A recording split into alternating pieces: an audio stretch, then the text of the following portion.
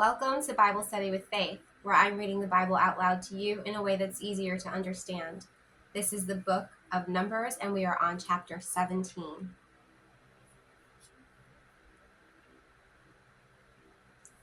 The Lord said to Moses, "Speak to the Israelites and get 12 staffs from them, one from the leader of each of their ancestral tribes. Write the name of each man on his staff. On the staff of Levi, write Aaron's name, for there must be one staff for the head of each ancestral tribe. Place them in the tent of meeting in front of the ark of the covenant law, where I meet with you. The staff belonging to the man I choose will sprout, and I will rid myself of this constant grumbling against you by the Israelites."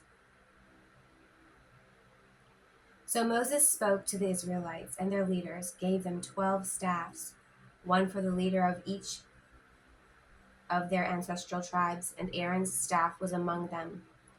Moses placed the staffs before the Lord in the tent of the covenant law.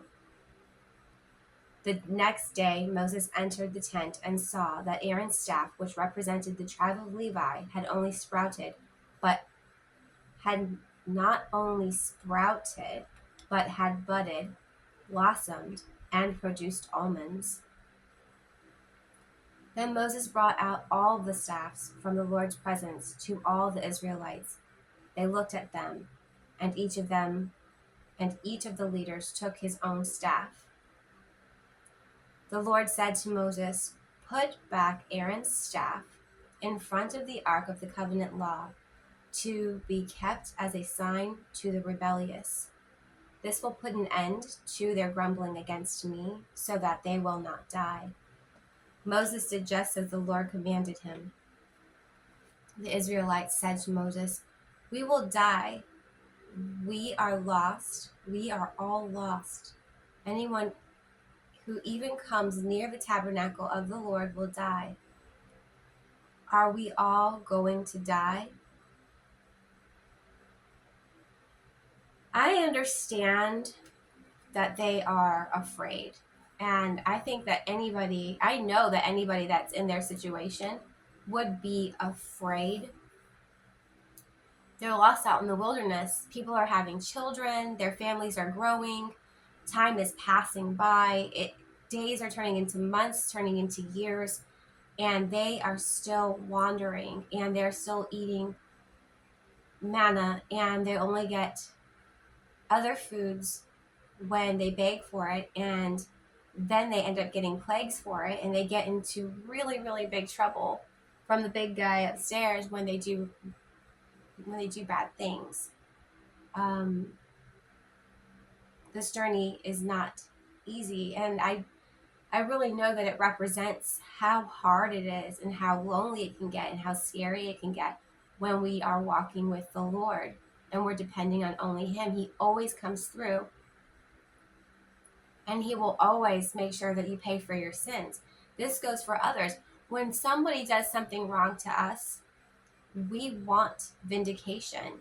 We want validation. We want vindication. We want justice. We want for them to pay for what they did. Yet, when we do something wrong and we read things like this that say you will be punished, we consider it fire and brimstone, and we don't want to hear that. But it has to go both ways, guys. Yes, there is such thing as finding favor with the Lord. Absolutely. Obviously, Aaron has favor with the Lord because he follows all the rules, and he is the most fruitful out of all the tribes. But that doesn't mean that he is not touchable. If he was to get in trouble, he would also be punished.